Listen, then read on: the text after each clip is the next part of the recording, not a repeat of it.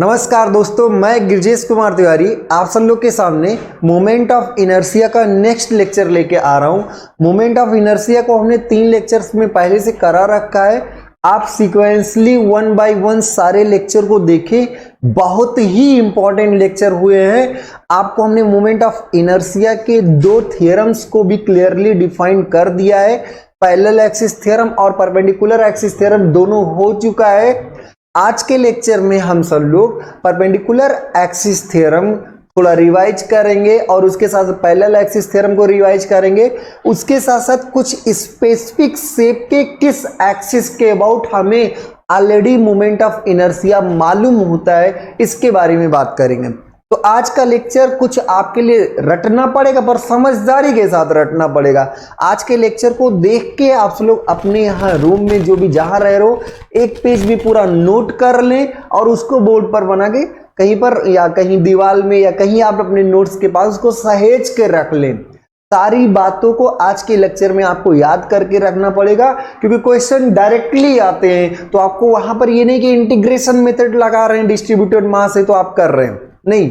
आज का लेक्चर बहुत ही इंपॉर्टेंट है, तो आप उसको क्या करें कि आप सारे पुराने लेक्चर्स को तो ध्यान में देते हुए आज के लेक्चर से सारी चीजें नोट करें। ये मत सोचिए कि हम आपको कहीं से पीडीएफ या कोई चीज अवेलेबल करा पाएंगे, हम अकेले सारी चीजें नहीं कर सकते। आप वीडियो को ध्यान से देखें, कुछ पेन चलाए रहेंगे, हाथ चलाए रहेंगे तो उसके लिए बहुत ही आगे फायदा मिलेगा। इधर मेंस का पेपर है, मेंस में लोग लिख ही नहीं पाते, तो मेंस में लिखने की प्रैक्टिस होनी चाहिए, तो वो सिचुएशन ना आए, ये ध्यान रखिए। तो हम सब लोग आज आप सब लोग इसको पूरा कॉपी करेंगे और लिखेंगे, ठीक है। आज के लिए चलिए, तो हम सब लोग आज का लेक्चर स्टार्ट करते हैं। और हाँ, एक रिक्वेस्ट कि आप 1-2 मिनट का टाइम निकाल के मैक्सिमम स्टूडेंट तक इसको शेयर कर दें, जिससे मैक्सिमम लोगों तक पहुंच चुके। सारी वीडियोज फ्री हैं, मैक्सिमम चैप्टर हम कवर कर रहे हैं। मैकेनिक्स तो पूरा आपको कराएंगे, उसके बाद एक कंपाइल्ड क्वेश्चन सीरीज मैकेनिक्स का भी करा देंगे। पहले आप सारे चैप्टर्स को क्लियरली समझ लें, इसके बाद हम लोग, तो आप सब लोग शेयर कर दें मैक्सिमम लोगों को, लाइक भी करें वीडियो को। और मैं अगर आपको अभी भी चैनल को सब्सक्राइब नहीं किए हैं तो सब्सक्राइब कर लीजिए। आप सब लोग चैनल को सब्सक्राइब कर लीजिए, जिससे आपको आने वाले सारे वीडियोज के नोटिफिकेशंस मिलते रहें। जो भी हम अपडेट आपको बताएंगे, आगे क्या करने वाले हैं, कैसे करने वाले, सारे अपडेट्स आपको मिलते रहेंगे। मैकेनिक्स तो पढ़ ही रहे हैं और सारे सब्जेक्ट पढ़ते रहिए, खूब मेहनत करते रहिए। सिलेक्शन आपको इस बार ही लेना है, ठीक है। तो चलिए शुरू करते हैं मोमेंट ऑफ इनर्शिया का नेक्स्ट लेक्चर। आपका क्या, परपेंडिकुलर एक्सिस थ्योरम। तो कोई भी बॉडी का परपेंडिकुलर एक्सिस क्या कर रहा था, कोई एक बॉडी था, ये जनरल, कोई एक जनरल बॉडी था, इसके 2 एक्सिस थे, एक्स एक्सिस और वाई एक्सिस। इसी प्लेन में, बशर्ते ध्यान रखिए इसी प्लेन में है, इन दिस प्लेन। आपको हम सारी चीजें क्लियर किए हैं, इस टॉपिक को लेके कराए हैं। तो इन दिस प्लेन में आपके 2 परपेंडिकुलर एक्सिस थे, एक्स और वाई, उनका इंटरसेक्टिंग पॉइंट O था। इसके इन दोनों के परपेंडिकुलर जो होगा जेड एक्सिस होगा। तो इसी प्लेन में कोई 2 एक्सिस, अब ये मान लीजिए वाई जेड प्लेन होता तो वाई एक्सिस और जेड एक्सिस होता, तो ऐसा नहीं। इसी प्लेन में कोई 2 परपेंडिकुलर एक्सिस है, उनके इंटरसेक्टिंग पॉइंट से परपेंडिकुलर डायरेक्शन में, प्लेन के परपेंडिकुलर डायरेक्शन में हो जाने वाले एक्सिस के अबाउट मोमेंट ऑफ इनर्शिया दोनों के मोमेंट ऑफ इनर्शिया की योग के बराबर होता है। दोनों एक्सिस के अबाउट मोमेंट ऑफ इनर्शिया के योग के पर, जैसे इसी में आई जेड जेड अगर आप करोगे तो जो मास है वो r दूरी पर है, मतलब क्या है, x और y डिस्टेंस। इसका कोऑर्डिनेट अगर देखोगे तो x, y होगा, और जो r होगा वो क्या होगा, √x² प्लस y²। तो r² क्या होगा, r² होगा x² plus y²। r² dA क्या होगा, ये होगा x² dA plus y² dA। इसी को इंटीग्रेट कर दो, ये i z और ये क्या होगा, i x और प्लस i y। तो आपको ये पता चल गया होगा कि ये i z और सारी चीजें हमने आपको क्लियर कर दी, तो समझ पा रहे होंगे। Parallel axis theorem. तो पैरेलल एक्सिस थ्योरम में दो बातें बहुत इंपॉर्टेंट, एक सेंट्रॉइडल एक्सिस पता होना चाहिए, मतलब सेंट्रॉइड से होकर जाने वाला एक्सिस, और वो क्या हो, सेंट्रॉइड से तो बहुत एक्सिस जा सकते हैं, लेकिन जिस लाइन के अबाउट आपसे पूछा गया है उसके पैरेलल सेंट्रॉइडल एक्सिस। मान लीजिए कि जे के अबाउट आपसे मोमेंट ऑफ इनर्शिया पूछा गया है, इसके अबाउट मोमेंट ऑफ इनर्शिया पूछा गया है, तो सेंट्रॉइड से होकर जाने वाले इसके पैरेलल आप एक्सिस बनाएंगे। तो ध्यान रखिए, जो आई जे होगा, जे के अबाउट मोमेंट ऑफ इनर्शिया वो होगा सेंट्रॉइडल एक्सिस के अबाउट, जो कि इसके पैरेलल है।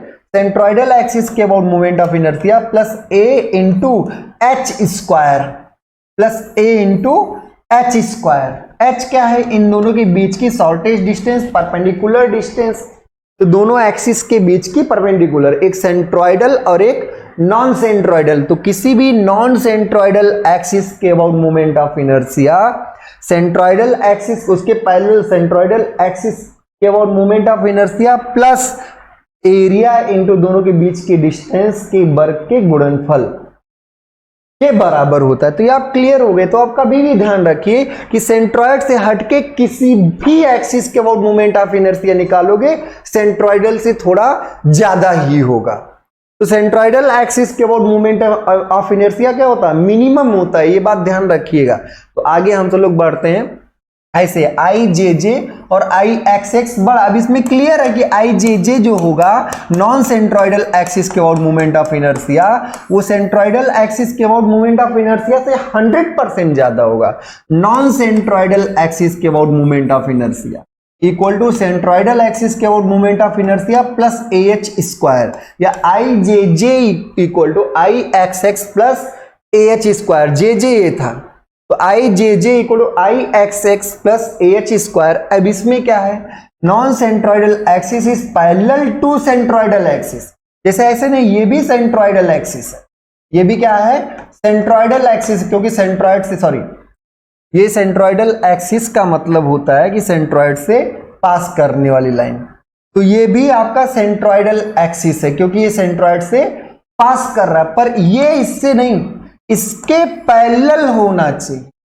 नोट में ये लिखा हुआ non centroidal axis is parallel to the centroidal axis. और अगला h क्या है, distance between X X and J, distance between या shortest distance between, perpendicular distance between non centroidal axis and centroidal axis, X X और J. X x क्या है, centroidal axis, जे क्या है, नॉन सेंट्रॉइडल एक्सिस। अब कुछ स्टेप बहुत general आपको समझना, जैसे मान लीजिए इसका मोमेंट ऑफ इनर्शिया आपसे पूछा जाए, वो भी सेंट्रॉइडल एक्सिस के अबाउट। भाई ध्यान रखिएगा, एक बड़ी इंपॉर्टेंट बात है कि एरिया मोमेंट ऑफ इनर्शिया क्यों निकालते हैं। तो फिर से हम आ जा रहे हैं, जो मास होता है ये आपको बताता है रेजिस्ट, इनर्शिया प्रॉपर्टी के बारे में बताता है, resistance to state change. Inertia क्या करता है, पोजीशन या अवस्था परिवर्तन के विरोध करने के गुण होता है, और नापा कैसे आता है, मास से। इनर्शिया को हम किससे मेजर करते हैं, मास से। जिसका मास ज्यादा उसकी इनर्शिया ज्यादा, जिसका मास कम उसका इनर्शिया कम। ये ध्यान रखिएगा, बड़ा वेट है तो उसका अवस्था परिवर्तन, मतलब ये मत सोचिए रोकना भी कठिन है और स्टार्ट करना भी कठिन है। जिसका मास ज्यादा है तो उसको ढकेलना, स्टार्ट मतलब शुरुआत में ढकेलना भी कठिन है, और अगर चल रहा है तो रोकना भी कठिन है। मास जिसका ज्यादा है, और जिसका रोटेशनल, जिसका मोमेंट ऑफ इनर्शिया ज्यादा है, तो मोमेंट ऑफ इनर्शिया क्या मेजर करता है, रोटेशनल रेजिस्टेंस को मेजर करता है।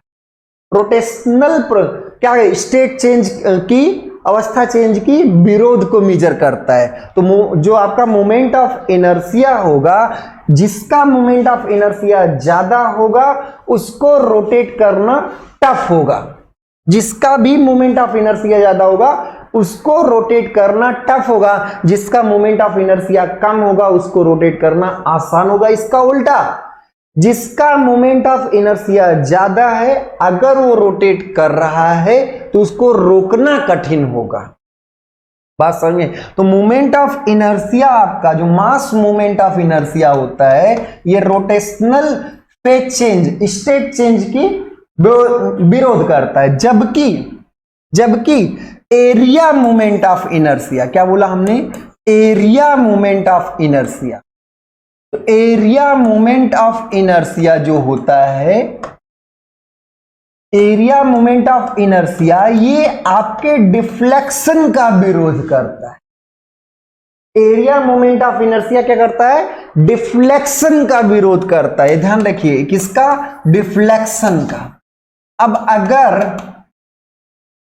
अगर बेंडिंग केस है तो बेंडिंग के केस में आप पढ़ेंगे आगे, ये डिफ्लेक्शन का विरोध करता है।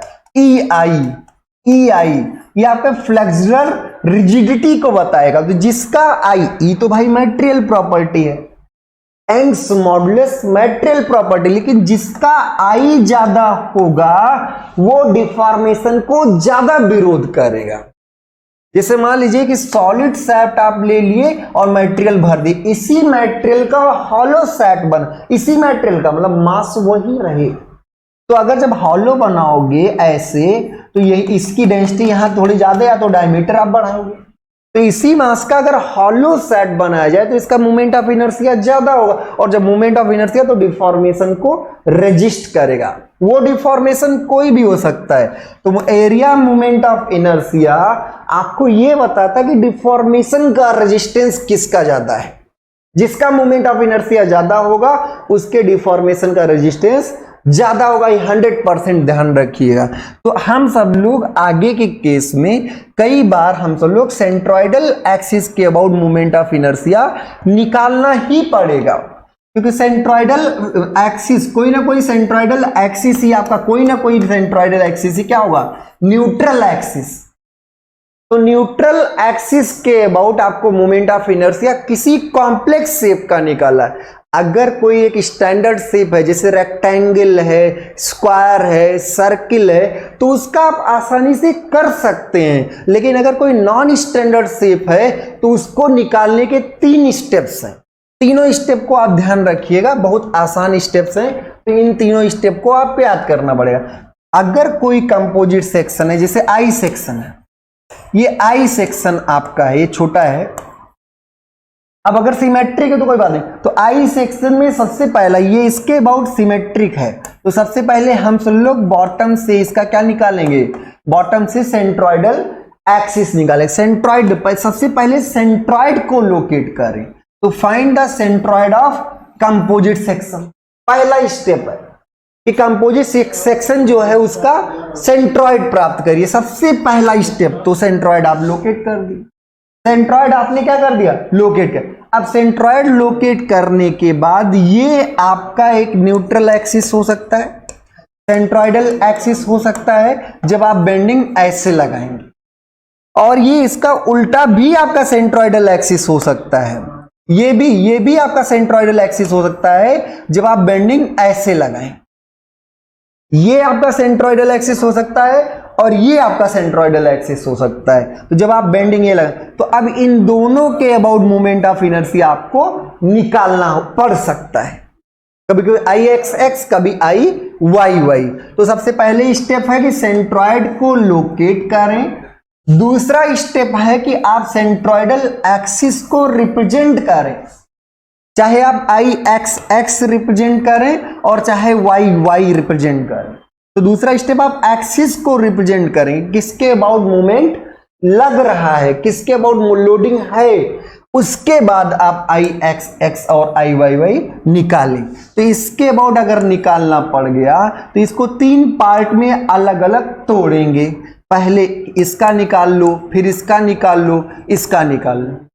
तो पहले तीनों का अलग अलग इसी x के अबाउट निकालेंगे, तीनों का अलग अलग इसी x के अबाउट, ये 1 है, और इसी x के अबाउट इसका 2 का निकालेंगे, और इसी x के अबाउट किसका निकालेंगे, इस 3 का निकालेंगे। तीनों का निकालेंगे इसी x x के अबाउट, और निकालने के बाद सबको क्या करेंगे, ऐड कर देंगे, क्योंकि ये सब पॉजिटिव ही होते हैं। आपका mass moment of inertia, area moment of inertia positive ही आता है, ये बात हम आपको करा चुके हैं।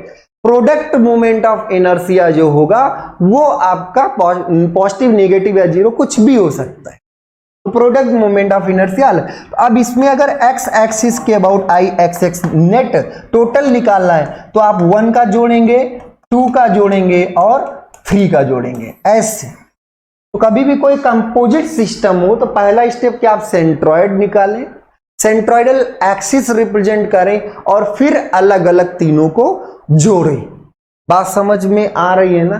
तो वही चीज, find the centroid of composite system, next represent centroidal axis and find I x X and I Y Y. जैसे अब पहला केस ये है, तो अब इसमें तो हमें ये दिख रहा है ना कि इसके अबाउट ये सिमेट्रिक है। अगर इसके अबाउट सिमेट्रिक है तो केवल आपको y कोऑर्डिनेट निकालना ही नहीं, केवल आपको x कोऑर्डिनेट निकालना है। अगर x एक्सिस के अबाउट सिमेट्रिक है तो y कोऑर्डिनेट 0 होगा। अगर x एक्सिस के अबाउट सिमेट्रिक है तो y कोऑर्डिनेट क्या होगा, 0। तो x बार आप निकाल लेंगे a1 x1 plus a2 x2 और प्लस a3। जैसे भी आप मान लो, ये मान लो पूरा 1 और ये 2 और ये क्या मान ली 3, a1 x1 plus a2 x2 and so on upon. तो आप सेंट्रॉयड पहले निकाल लिए। अब सेंट्रॉयड निकालने के बाद ये सेंट्रॉयडल एक्सिस और इसके बाद ये भी आपका, यहां से भी सेंट्रॉयड, ये आपका सेंट्रॉयडल एक्सिस। तो ये आपके दो एक्सिस हो सकते हैं, दोनों के अबाउट मोमेंट ऑफ इनर्शिया आपको निकालना पड़ सकता है। जैसे इसका है तो इसमें y एक्सिस के अबाउट सिमेट्रिक है, ये क्या है y एक्सिस के अबाउट, और अगर y एक्सिस के अबाउट सिमेट्रिक है तो x कोऑर्डिनेट क्या होगा 0, सिर्फ आपका क्या होगा y कोऑर्डिनेट, y बार y कोऑर्डिनेट आप निकाल लेंगे। तो इसका सेंट्रॉयड जो होगा x कोऑर्डिनेट तो 0 होगा, 0, y बार। तो पहले आप सेंट्रॉयड निकालेंगे, फिर सेंट्रॉयडल एक्सिस, फिर मोमेंट ऑफ। अब जैसे दोनों एक्सिस के अबाउट सिमेट्रिक है तो दोनों एक्सिस के अबाउट, अगर इसके अबाउट भी सिमेट्रिक है, इसके अबाउट भी सिमेट्रिक है, तो 100% आपका क्या होगा ओरिजिन पर होगा, क्योंकि x कोऑर्डिनेट भी 0 होगा और y कोऑर्डिनेट भी 0 होगा। तो इसके अबाउट 100% क्या होगा, इसका कोऑर्डिनेट 0 0 होगा। ठीक है, आगे बढ़िए हम सब लोग। तो सेंट्रॉयड आप लोकेट, अब हो सकता है कि किसी के अबाउट सिमेट्रिक ना हो सकता है किसी के अबाउट सिमेट्रिक ना हो। तो जब किसी के अबाउट सिमेट्रिक नहीं रहेगा तो उस समय आपका सेंट्रॉयड निकालना पड़ेगा, आपको x कोऑर्डिनेट भी निकालना पड़ेगा और y कोऑर्डिनेट भी निकालना पड़ेगा, x कोऑर्डिनेट भी निकालना पड़ेगा और y कोऑर्डिनेट दोनों आपको निकालना पड़ेगा। तब तो आप निकालेंगे, if there is no symmetric axis तो x कोऑर्डिनेट और y कोऑर्डिनेट दोनों निकालेंगे। एक ये आपका न्यूट्रल एक्सिस हो सकता है और एक ये, और जब निकालें तो फिर आई एक्स एक्स जो होगा सबके x के अबाउट मोमेंट ऑफ इनर्शिया की योग के बराबर होगा। ऐसे आई वाई वाई जो होगा वो सबके मोमेंट ऑफ इनर्शिया का, जो कि क्या y एक्सिस के अबाउट ही योग के बराबर होगा। कुछ स्टैंडर्ड शेप्स के हम लोग पहले से ही रट लेते हैं, समझ लेते हैं। कुछ स्टैंडर्ड शेप के बहुत ध्यान से, बहुत ईमानदारी समझिएगा। ठीक है, यह एक रेक्टेंगल है, ये क्या है रेक्टेंगल है। तो रेक्टेंगल में दो डायमेंशंस आपके पास होंगी, एक आपके पास ये चौड़ाई होगी b, ये चौड़ाई क्या है b, और एक हाइट होगी जो यहां पे क्या है d, यहां पे हाइट आपका क्या है d। तो जैसे x के अबाउट, अब ध्यान दीजिए x के अबाउट अगर पूछा जाए तो x के पैरेलल कौन सा डायमेंशन है, x के पैरेलल b है। तो इसके जो समांतर डायमेंशन है उसको लिख लो। जैसे आई एक्स एक्स पूछा गया तो इसके समांतर कौन सा डायमेंशन है v, और इसके परपेंडिकुलर कौन है d। तो जो परपेंडिकुलर है उसका क्यूब बाई 12।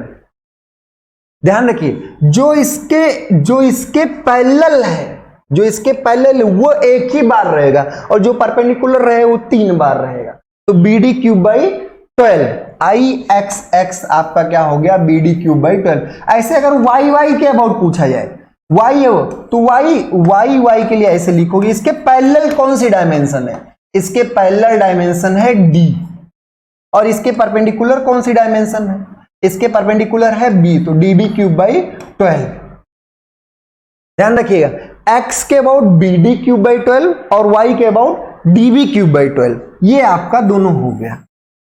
क्लियर, तो ये आपका x x हो गया। अब कोई z के अबाउट पूछे, ऐसे z के अबाउट कोई भी अगर जेड के अबाउट पूछे जो कि पोलर मोमेंट ऑफ इनर्शिया होगा, क्योंकि सेंट्रॉइड से होकर जाने वाला प्लेन के परपेंडिकुलर, तो पोलर मोमेंट ऑफ इनर्शिया इन दोनों के योग के बराबर होगा, परपेंडिकुलर एक्सिस थ्योरम। तो आपका आई वाई वाई होगा db³/12 और ये आपका क्या होगा आई जेड जेड अगर पूछा है तो आई जेड जेड दोनों का योगफल, तो bd³/12 और प्लस db³/12।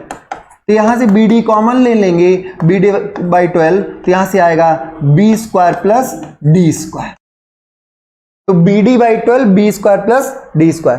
ऐसे अगर मान लीजिए कि AB के अबाउट मोमेंट ऑफ इनर्शिया पूछा जाए, इसको आप नोट कर लीजिए सब लोग, बहुत ही इंपॉर्टेंट है, क्लियर रखिएगा।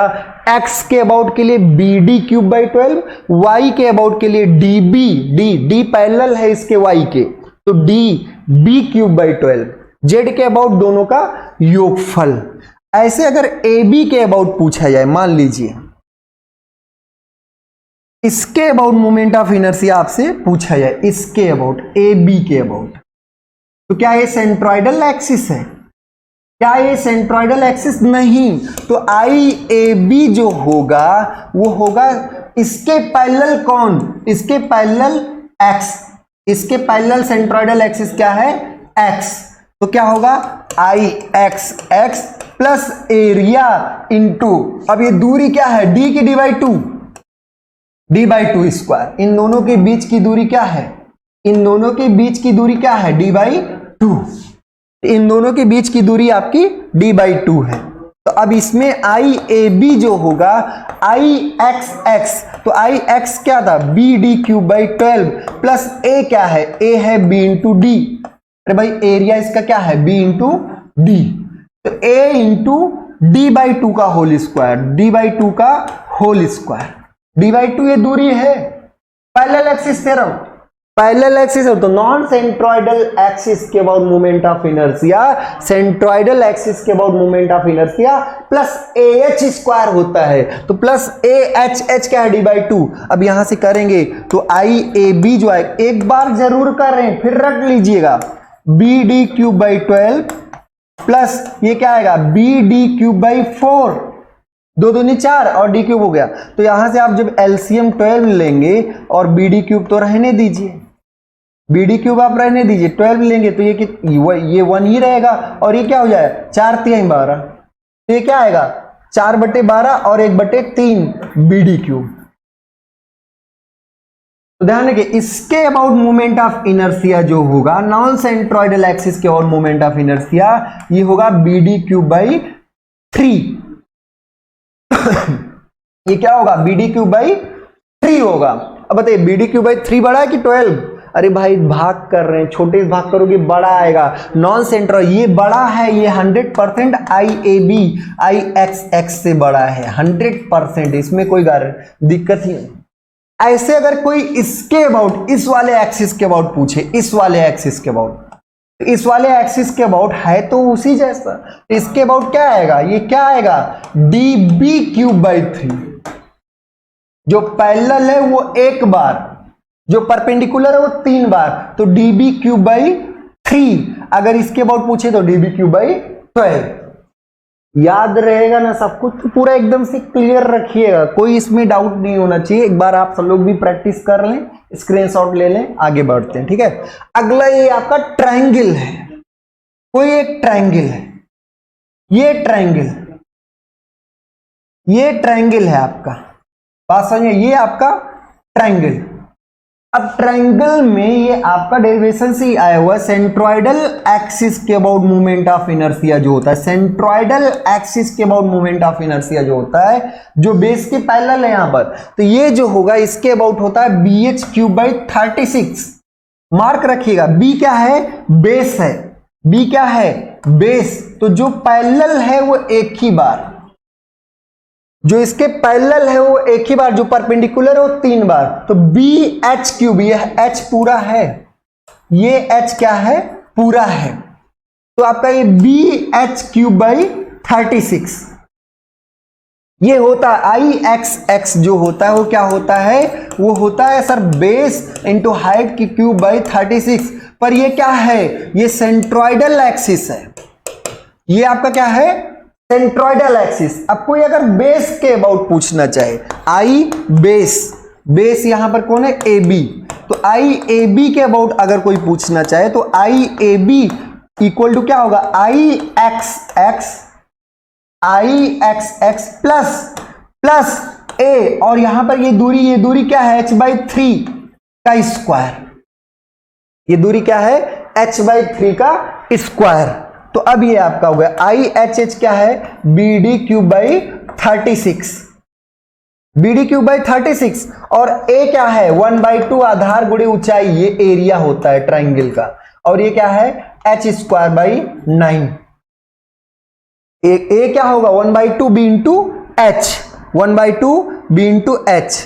तो अब हम सब लोग और आगे बढ़ते हैं इसी में, तो ये आएगा BD³/36, BD³/36, और प्लस क्या आएगा, BH³, BD नहीं BH³ होना चाहिए यहां पर, यहां पे डी कोई टर्म ही नहीं है, यहां पर कोई डी टर्म नहीं है, तो ध्यान रखिएगा ये करेक्शन। तो ये BH³ है और ये BH³/36, और ये भी आएगा BH³/9 दूनी 18।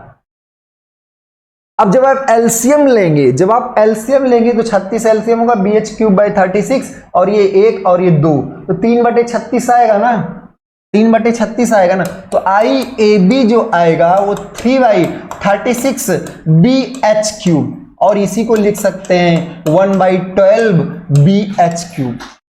तो आधार के सापेक्ष किसी भी ट्राइंगल का उसके बेस के सापेक्ष जो मोमेंट ऑफ इनर्शिया आता है वो होता है BH³/12, ये होता है BH³/12, और ये क्या होता है, ये होता है BH³/36, BH³/36, ये BH³/12 और BH³/36।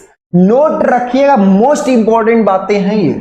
अब इसी में हम आपसे एक और क्वेश्चन इसी में कराते हैं, आया हुआ क्वेश्चन इसलिए करा रहे हैं, तो आप सब लोग इसको स्क्रीनशॉट एक बार ले लीजिए सब लोग, फिर हम सब लोग आगे बढ़ते हैं। अगला बहुत ही इंपॉर्टेंट क्वेश्चन है।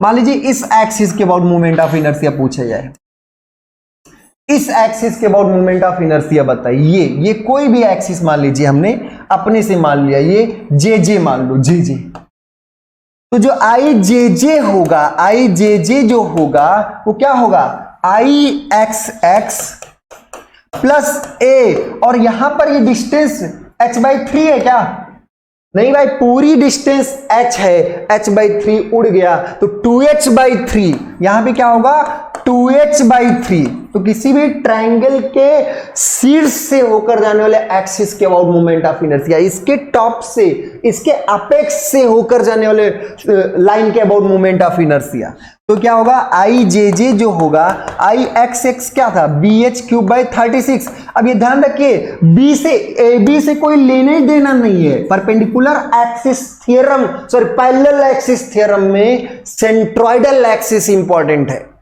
तो आई एक्स नहीं आई बी लेके चल दी, अरे आई ए बी से क्या लेना देना भाई, सेंट्रोइडल एक्सिस आपको चाहिए। तो सेंट्रोइडल एक्सिस के अबाउट BH³, और ये है 1/2 B इंटू एच, ये एरिया है 1/2 B इंटू एच, और ये क्या आएगा 4h²/9। अरे भाई 2 2 4 3 3 9, 4h²/9। तो I J J equal to BH³/36 वैसे, प्लस ये भी आएगा BH³, और ये क्या होगा, 2/9 कैसे, 2 दूनी 4 कट गया, तो 2/9 BH³। अब यहां से आप BH³/36 अगर एलसीएम लें तो 1 ऐसे रहेगा, और यहां 9 चौक 36, 2 चौके 8, अरे भाई 9 चौक 36, 2 चौके क्या करेंगे 8 करेंगे, और 8 1 9, तो यहां से क्या आएगा BH³/4, BH³/4, 8 1 9, 9 चौक 36, अरे भाई एलसीएम तो कर लोगे ना भैया, BH³/36, यहाँ 1 बचेगा, यहाँ 9 चौक 36, 2 चौके 8 हो गया, 8 1 9, और BH³/4, BH³/4। अब इंपॉर्टेंट बात याद करके, क्लियर हो गई ना बात, कुछ नहीं किया है, आई एक्स प्लस AH², और H यहां पर 2h/3, इन दोनों के बीच की डिस्टेंस क्या है 2h/3, parallel axis theorem, simple सा पैरेलल एक्सिस थ्योरम लगा दिए, और कुछ नहीं। तो लेक्चर क्लियर देखिए, अगली हम सब लोग बात करते हैं। तो इसके अबाउट मोमेंट ऑफ इनर्शिया आपका आया BH³/4, 4। इसके अबाउट मोमेंट ऑफ इनर्शिया आपका होता है bh³/36। इसके अबाउट मोमेंट ऑफ इनर्शिया होता है bh³/12। आधार के about moment of inertia bh³/12। Centroidal axis के about moment of inertia bh³/36 और अपेक्स से होकर जाने वाला सेंट्रॉइडल एक्सिस के पैरेलल वो bh³/4। अब कुछ और पूछ लिया गया है, ये IJJ माने थे हम, IJJ। अब इसी में पूछ ले कि IJJ/IAB बताओ, IJJ/IAB बताओ तो क्या होगा, 3 गुना होगा। अरे भाई ये बटे ये करोगे bh³/4 और bh³/12, तो अब यहां से ये कट के आएगा 3 ही तो आएगा, 12 ऊपर 4 के 12। मतलब सोचिए कि शीर्ष के अबाउट जो पैरेलल एक्सिस है उसके अबाउट मोमेंट ऑफ इनर्शिया आधार के सापेक्ष मोमेंट ऑफ इनर्शिया का 3 गुना होता है। और अगर यही इसके अबाउट पूछ लिया जाए तो ये 4 इसका का 9 गुना होता है, ये इसका 9 गुना होता है, इसका क्या होता है 9 गुना होता है, और ये इसका 3 गुना होता है आधारित, क्योंकि बात है 36। और एक बात और बस लास्ट, ये इसका 3 गुना होता है, ये इसका क्या होता है 3 गुना होता है। तो ये 3 गुना इससे ज्यादा है, ये इससे 3 गुना ज्यादा है। मतलब आप समझ लीजिए कुल मिला के ये तीनों आपको याद होना चाहिए, बेस के और bh³/4 और ये bh³/36, ये bh³/12, 4 36 12 क्लियर रहेगा ना, बेस और ये h हाइट। ठीक है, तो अभी हम सब लोग कुछ बेसिक एप्लीकेशन सीख रहे हैं और हम सब लोग इसके ढेर सारे अभी भी बहुत ढेर सारी चीजें सीखेंगे। अभी खूब ढेर सारे स्टैंडर्ड परफॉर्मेंस को हम रटेंगे, समझेंगे। लेकिन आज के लिए हम सब लोग यहीं पर लेक्चर को क्लोज करते हैं, आगे और भी ढेर सारी चीजें लेके आएंगे। आप सब लोग मैक्सिमम लोगों में शेयर करें, सारे स्टूडेंट्स तक ये पहुंचना चाहिए जिससे सब कोई सीखे, चाहे 12th क्लास का स्टूडेंट हो, चाहे मैकेनिकल का हो, चाहे सिविल का हो, या सेमेस्टर एग्जाम देने वाला फर्स्ट ईयर का कोई स्टूडेंट हो। आप सबको शेयर करिए, सबके लिए इक्वली इंपॉर्टेंट है, बहुत ही शानदार टॉपिक है। तो आज के लिए इतना ही, बहुत बहुत धन्यवाद।